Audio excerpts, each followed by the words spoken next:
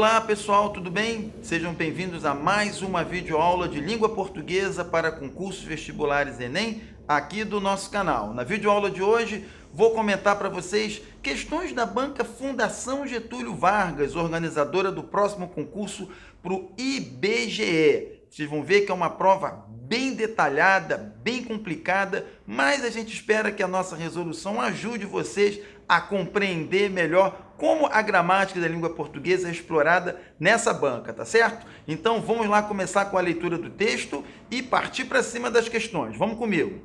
O texto número 1 diz então o seguinte: o cristianismo impregna com maior ou menor evidência a vida cotidiana, os valores e as opções estéticas, até mesmo dos que o ignoram. Ele contribui para o desenho da paisagem dos campos e das cidades. Às vezes, ganha o destaque no noticiário. Contudo, os conhecimentos necessários à interpretação dessa presença se apagam com rapidez. Com isso, a incompreensão aumenta. Admirar o Monte Saint-Michel, os monumentos de Roma, de Praga ou de Belém, deleitar-se com a música de Bach ou Messiaen, ou contemplar os quadros de Rembrandt, apreciar verdadeiramente certas obras de Stendhal ou Victor Hugo, implica poder decifrar as referências cristãs que continuam a beleza desses lugares e dessas obras-primas. Entender os debates mais recentes sobre a colonização, as práticas humanitárias, a bioética, o choque de culturas, também supõe um conhecimento do cristianismo, dos elementos fundamentais de sua doutrina, das peripécias que marcaram sua história, das etapas de sua adaptação ao mundo. Foi nessa perspectiva que nos dirigimos a eminentes especialistas. Propusemos a eles que pudessem seu saber à disposição dos leitores de um vasto público culto. Isso sem o peso da erudição, sem o emprego de um vocabulário excessivamente especializado, sem eventuais alusões a um suposto conhecimento prévio que não tem mais uma existência real e, claro, sem nenhuma intenção de proselitismo. Vamos lá com a questão de número 1, pessoal. Na questão de número 1, nós temos, considerando que o texto 1 serve de preâmbulo ao livro História do Cristianismo, organizado por Alain Corbin, é correto afirmar que a principal finalidade dessa obra, segundo o primeiro parágrafo do texto, é... Então, gente, qual é a finalidade da obra? Ok? História do Cristianismo, né? Foi organizado pelo Alain Corbin. Qual é a principal finalidade dessa obra? Ora, eu tenho que olhar lá o primeiro parágrafo do texto e rapidamente eu vou perceber que a ideia dele qual é? Né? Ele diz aqui que existem várias coisas, vários sinais a partir dos quais eu posso interpretar o cristianismo, mas esses sinais, ok, nem sempre são facilmente interpretáveis. Aqui ela, como diz, né, os conteúdos necessários à interpretação se apagam com rapidez. Ora, se eu for olhar aqui as minhas opções, eu vou ver claramente que a ideia é divulgar os conhecimentos para a interpretação da presença do cristianismo em nossa vida e cultura. O primeiro parágrafo diz que a nossa vida cotidiana está impregnada de sinais relativos ao cristianismo, porém, a interpretação desses sinais às vezes é apagada, ela vai se perdendo, e o objetivo do livro é justamente resgatar isso, portanto, divulgar, ok, os conhecimentos para a interpretação da presença do cristianismo em nossa vida e cultura. Resposta 1, letra E. Na 2, nós já temos o seguinte, já temos uma questão de semântica aí, ok? Uma questão já falando sobre as relações semânticas que vão se estabelecendo, né? Uma das relações semânticas que pode estabelecer é através da figura de linguagem chamada antítese, em que eu tenho palavras de sentido oposto se articulando em um mesmo segmento textual, ok? Então, onde é que eu tenho aí vocábulos, né? Porque para antítese eu tenho que ter par ou pares de palavras em relação de oposição. Onde é que eu teria isso dentre as opções? Repare que na letra A, destaque e relevância são sinônimos. Se são sinônimos, não podem estabelecer antítese. ok? Se não são exatamente sinônimos, são palavras que têm um sentido aproximado e ambas têm sentido positivo. Então, nesse caso, não teria uma antítese aí. No item B, recentes e anacrônicos. Ah, aqui tem uma pegadinha, né? Porque o anacrônico, ele é uma das interpretações para a palavra anacrônico é que pode ser fora do tempo. Ora, se está fora do tempo, não está no tempo presente, ou seja, não é recente. Então, o item B poderia, num certo sentido, estabelecer uma relação de antítese. O problema é que anacrônico, ok, sendo considerado fora do tempo, não é exatamente uma relação de oposição com recente, ok? Porque você pode ter algo anacrônico que esteja fora do tempo atual também, ok? Então, aqui poderia haver uma relação de antítese, mas não obrigatoriamente. Onde vai acontecer isso obrigatoriamente é no item E, em que eminente, que significa importante, prestigiado, é justamente o oposto de desprestigiado. Então, a resposta do 2 é o item E. Tem uma pegadinha aqui no B, tá, pessoal? Recente e anacrônico poderiam ser considerados um par antitético, estabelecendo uma antítese, mas nem sempre. Onde é antítese, não pode ser outra coisa, é aqui no item E, portanto, ele vai ser a resposta correta. Na questão de número 3, nós temos o seguinte: segundo o autor do texto 1, a qualidade que não vai estar presente em seu livro é, ou seja, tem uma série de qualidades aí que vão estar presentes lá. Divulgação clara de conhecimento, sim, você vai poder ver, né, no texto, ok? Que nós temos, principalmente aqui no último parágrafo, né? Várias das qualidades que o autor pretende com o texto dele, certo? Então você tem aqui, lá, entender os debates mais recentes, ok? Propor a eles que se pusessem o saber à disposição dos leitores de um vasto público. Ou seja, tudo isso são qualidades que vão estar presentes aqui no texto, ok? Então, divulgação clara de conhecimento está lá, são os conhecimentos necessários ao conhecimento do cristianismo na vida cotidiana. A divulgação de conhecimentos especializados, sim, porque ele está chamando lá eminentes especialistas. Então, se você está chamando de especialistas, claro que você vai ter um conhecimento especializado. Simplicidade vocabular, ele diz aqui, lá, sem o emprego de vocabulário excessivamente especializado. Democratização temática, ou seja, vai falar de temas que podem ser absorvidos por qualquer parcela da população. O único que não vai ter aqui, gente, é o item D, predomínio da denotação sobre a conotação, até porque qualquer texto de ordem didática, como é esse, tem que ter um predomínio da denotação sobre a conotação. Não pode predominar o sentido figurado, que é o conotativo, sobre o sentido literal, que é o denotativo. O texto conotativo seria mais o texto literário, e aqui é um texto didático, ok? Então, essa qualidade nem poderia estar presente no texto. Então, a resposta é item D, certo? No item 4, nós vamos ter, ao dizer que o livro é escrito sem intenção de proselitismo, o autor quer dizer que o livro não pretende o quê? Aqui a jogada, gente, infelizmente, é conhecer o sentido da palavra proselitismo. Aqui, o seu conhecimento prévio é necessário para a resolução dessa questão, ok? Não há muita informação no texto que te permita responder, né, a essa questão. Proselitismo é a defesa de determinados ideais religiosos ou políticos, ok? Com vistas à conversão de alguém. Então, o autor não quer que ele seja um texto proselitista, ou seja, não quer que o texto converta ninguém ao cristianismo. Ok? Então, a resposta do 4, o item A. A questão 5, temos: o cristianismo impregna com maior ou menor evidência a vida cotidiana, os valores e as opções estéticas, até mesmo dos que o ignoram.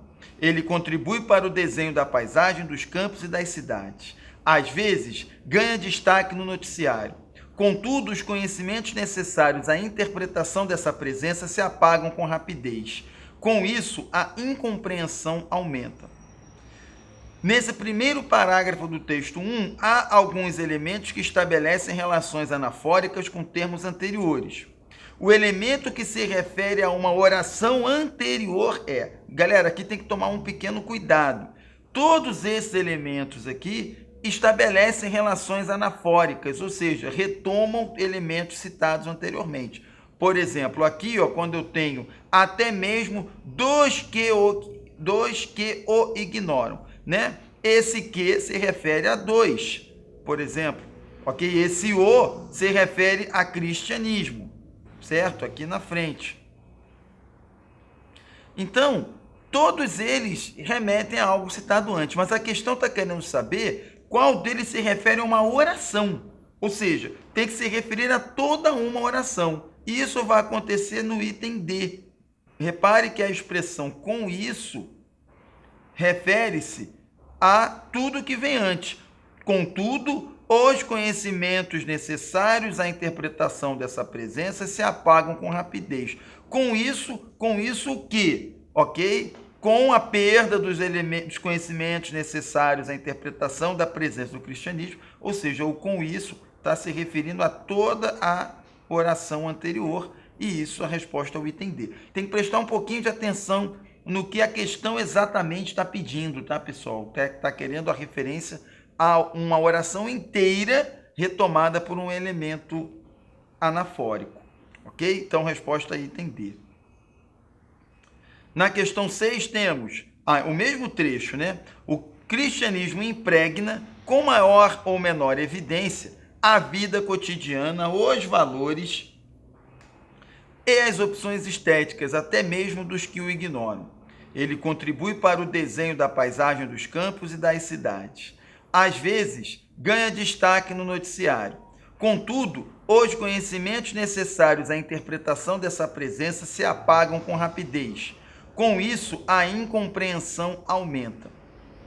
Nesse primeiro parágrafo do texto 1, há referência aos espaços em que o cristianismo está presente. E, no segundo parágrafo, há uma especificação dessa referência. Assinale a opção que a especificação está inadequada, pessoal. O que vai acontecer? Olha, no primeiro parágrafo eu tenho coisas, espaços, ok? E depois essas coisas, espaços são especificados. Uma delas está feita errada. Onde isso vai acontecer? Isso acontece no item A. Repare que música de Bach não é especificação de vida cotidiana, ok? Se você for lá no parágrafo do texto, nós vamos ter lá, nós temos lá, o cristianismo impregna com maior evidência a vida cotidiana, ok? Então, o que vai acontecer? Depois ele vai falar desenho das paisagens dos campos. Aí ele coloca Monte São Michel, monumentos, ok? Opções estéticas. Aí ele bota quadro, músicas, ou seja, expressões artísticas. Ou seja, pessoal, a especificação do que seria vida cotidiana não é música de Bach. Música de Bach é uma especificação das opções estéticas, tem a ver com arte. Então, deveria estar junto com os quadros de Rembrandt, por exemplo. Ok? Então, portanto, a resposta correta aqui é o item A, certo? No item B, quadros de Rembrandt é especificação de opções estéticas. O Monte São Michel, desenho dos campos. Monumentos de Roma, desenho das cidades. Destaque noticiário, debate sobre o choque de culturas, certo? Então, ele coloca de maneira genérica num parágrafo, especifica no segundo, mas onde é feito incorretamente aqui no item A. Na questão de número 7, vamos ter, para argumentar que a presença do cristianismo é importante em nossa civilização, o autor apela para quê, pessoal? O que ele faz? Ele cita exemplos, item C. Onde estão esses exemplos, pessoal? Justamente lá no parágrafo, olha lá. Tudo isso aqui, ó, que está no início do segundo parágrafo, são exemplos. Ele não precisa, ele não faz testemunho de autoridade, ele não tem uma citação de alguém importante aqui. Ele vai usar ao longo do livro, mas não no texto que serve de base para a questão, ok? Então não há autoridades citadas nesse primeiro momento. Então não pode ser a letra A. Também não tem opinião pessoal, que seria, né, a mesma coisa que o testemunho de autoridade. Documentos históricos podem ser usados também ao longo do livro, mas não são apresentados aqui nesse trecho. E a pesquisa histórica já é também um exemplo de pesquisa documental, de ampla documentação. Ok? Então, o que vale aqui, item C. Na 8, o texto 1 apresenta alguns termos precedidos da preposição com, os segmentos em que o valor semântico dessa preposição é idêntico. Ora, o com vai usar, dentre outras coisas, a ideia de modo. E isso acontece justamente no item C. Com maior ou menor evidência é o modo, com rapidez é o modo também. Ok? Aqui o com isso é uma referência anafórica, como nós vimos numa outra questão. Com rapidez é modo, mas com a música de Bach é instrumento. Ok? Com a música de Bach é instrumento e aqui é modo. Com isso é referência anafórica, que com rapidez é modo. Ok? Onde é modo, nos dois casos apenas, item C. Questão 9. Implica poder decifrar as referências cristãs. A forma reduzida sublinhada fica convenientemente substituída por uma oração em forma desenvolvida em qual opção? Ok? A opção aqui vai ser a seguinte, pessoal. No item A, no item B e no item E está presente o nome possibilidade. Repare que o verbo aqui, ele foi transformado em nome. E quando transforma em nome, deixa de ser oração, porque oração tem que ter verbo. Então nós temos que descartar os itens A, B e E. Ok? Então só vai poder ser item C ou item D.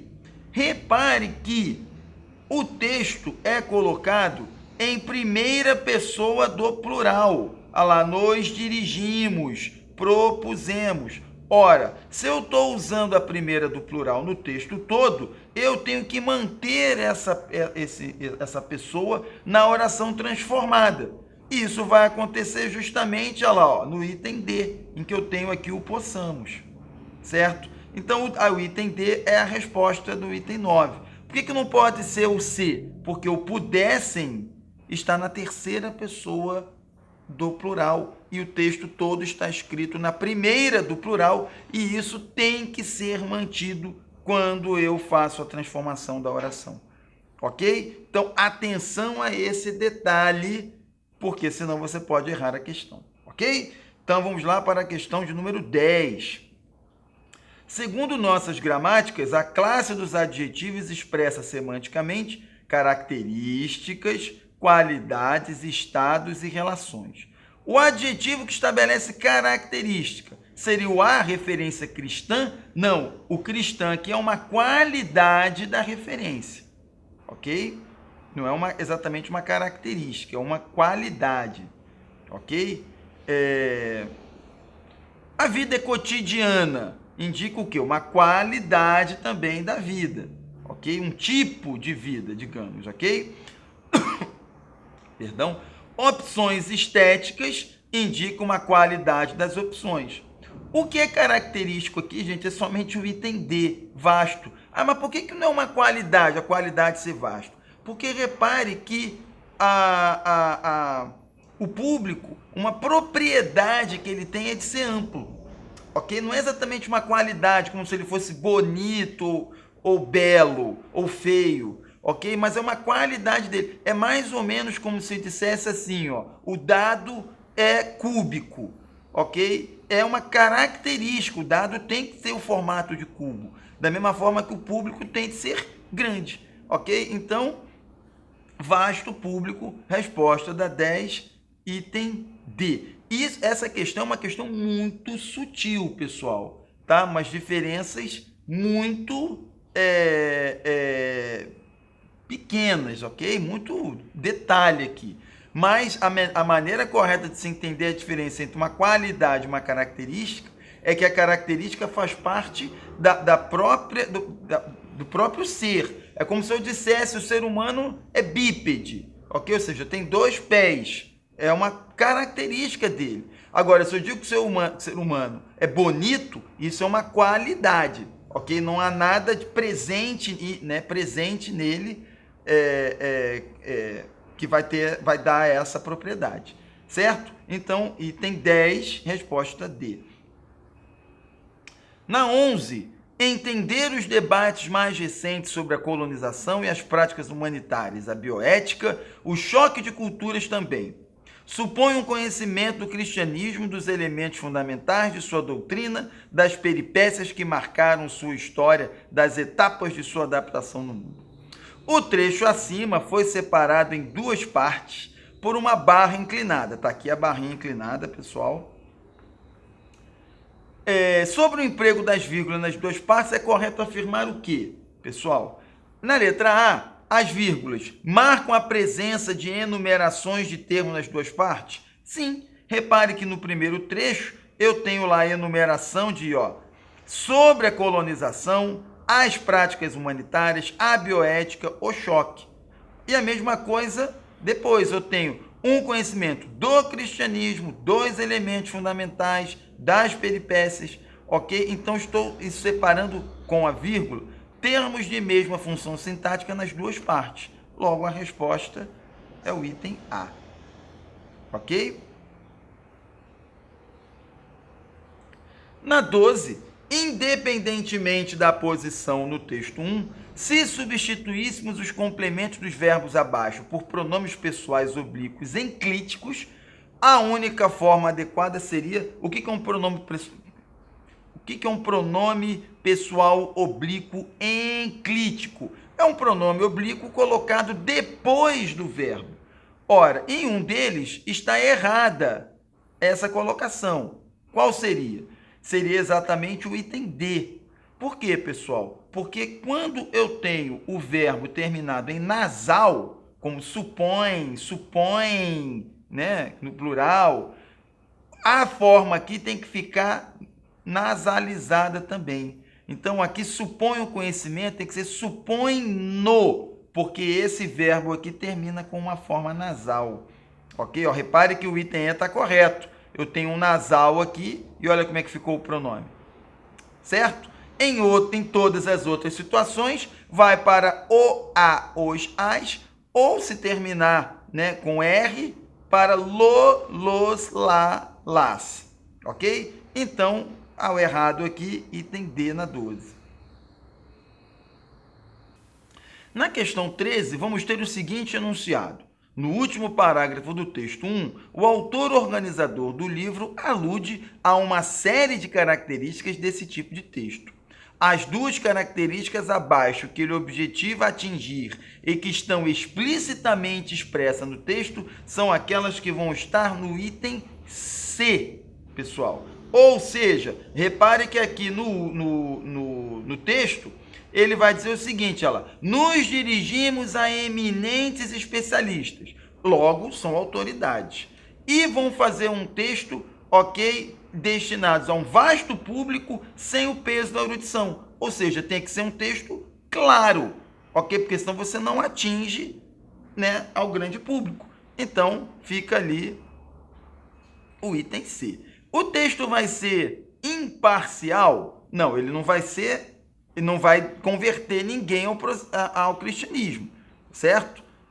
Mas não dá para dizer que ele vai ser imparcial, tá? Credibilidade, o texto tem que ter credibilidade, mas isso não é explicitamente colocado no texto, ok? A erudição já sabemos que não vai ser erudito, ok? E isso tudo já me reforça que o item C, os itens da questão dos itens D e E, né? Nós já vimos aqui que eles não estão claramente expressos no texto. Temos agora o texto de número 2, Comunicação Política na Suíça, que diz o seguinte: os cidadãos suíços são convocados a se pronunciar periodicamente de 4 a 5 vezes por ano aproximadamente, sobre um total de 15 temas da atualidade política. Além de cada uma dessas votações populares, os cidadãos são convidados a dar suas opiniões, votando simplesmente sim ou não sobre 3 ou 4 problemas de interesse nacional, aos quais se acrescentam alguns tópicos especiais dos cantões e das comunas. Esse sistema repousa sobre a iniciativa popular e sobre o referêndum, que permitem a uma minoria, respectivamente 100 mil cidadãos, no caso da iniciativa popular, e 50 mil, no caso do referêndum, obrigar o conjunto do país a se interessar sobre o que a preocupa. Então, temos lá a questão 14, primeira do texto 2, que diz o seguinte: o texto 2 emprega as formas verbais são convocados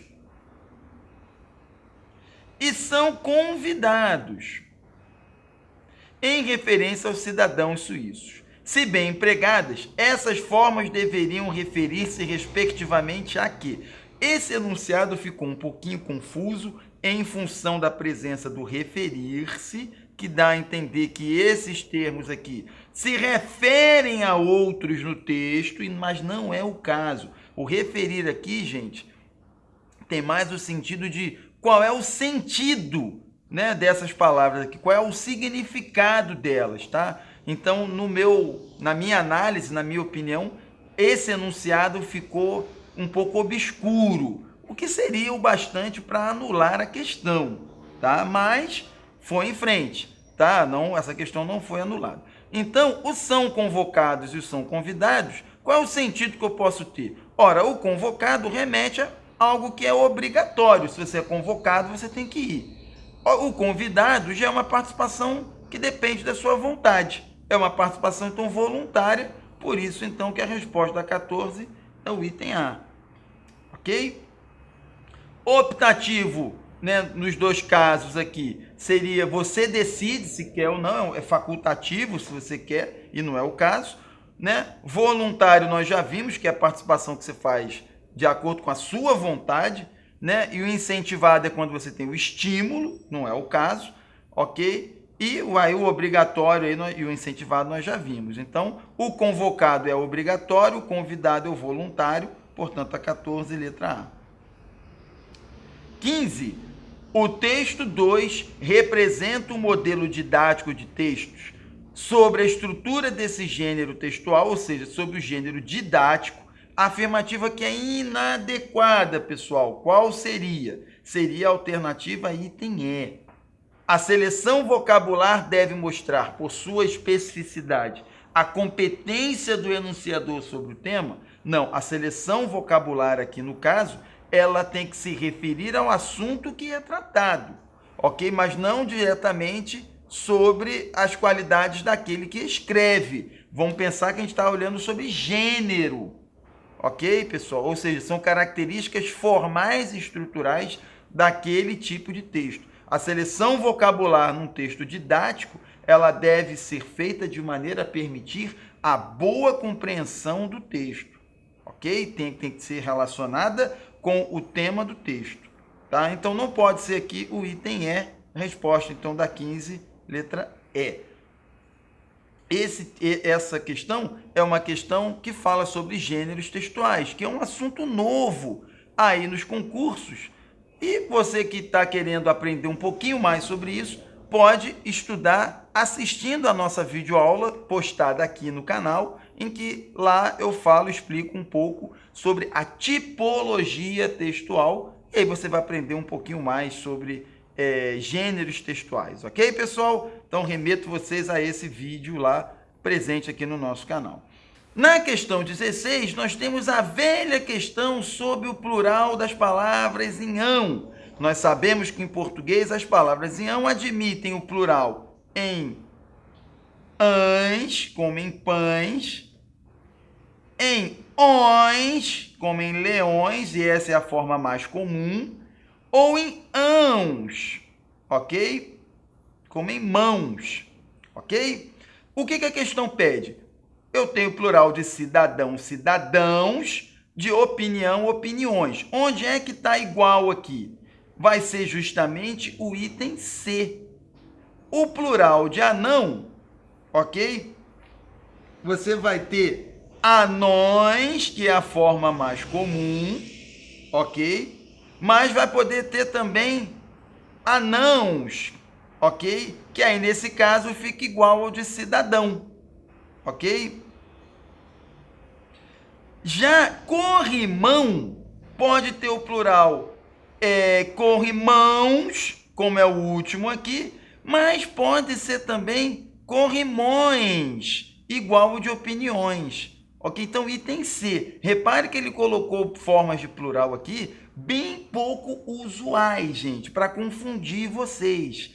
E aí não tem muito jeito. Nessa questão, tem que pegar a listinha lá e estudar o plural das palavras inhão, principalmente aqueles casos em que eu tenho mais de uma forma de plural. Isso acontece, por exemplo, com vulcão, que pode ser vulcões ou vulcãos, duas formas.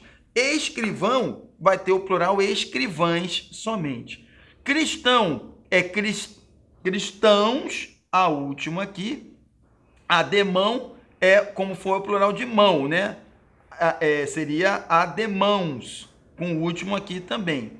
Chorão, chorões, vai dar o último aqui. Ancião pode ser anciões ou anciãs, ok? Duas formas.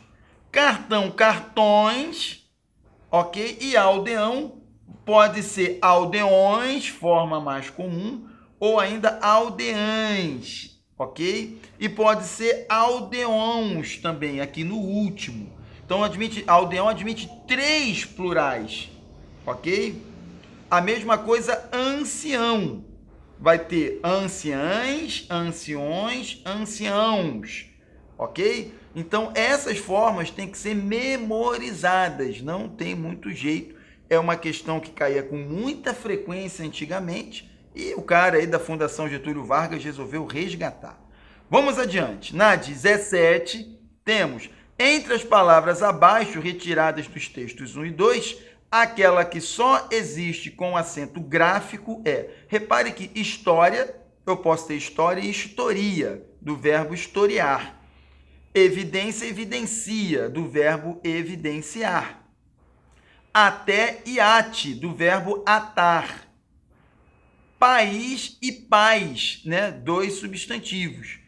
Agora, humanitárias, só existe humanitárias, não existe humanitarias.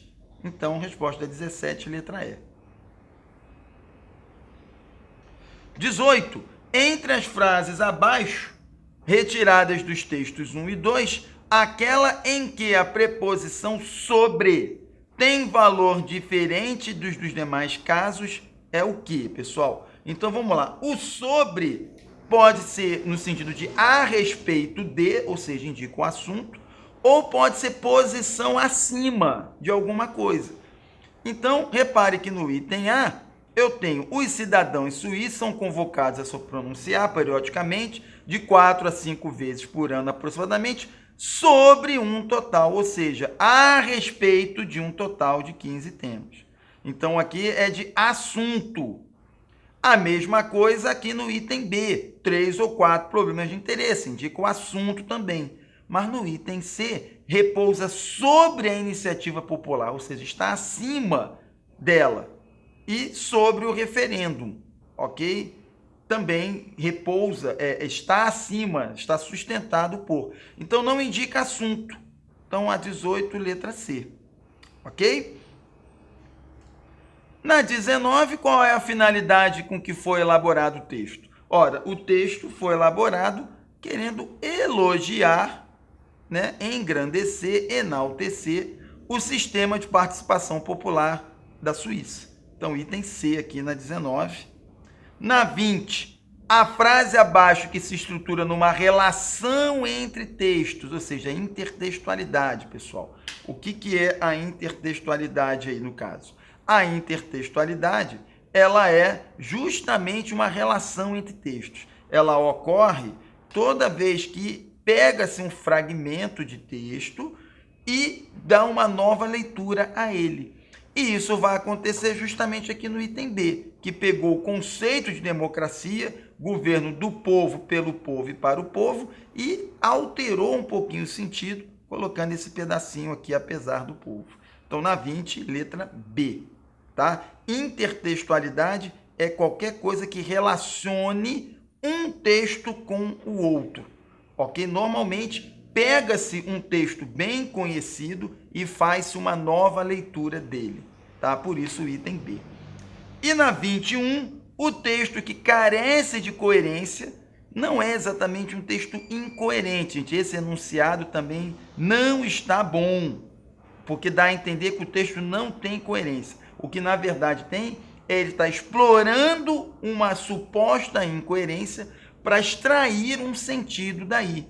Ok? E isso vai acontecer no item E. Um político honesto é aquele que, quando comprado, permanece comprado.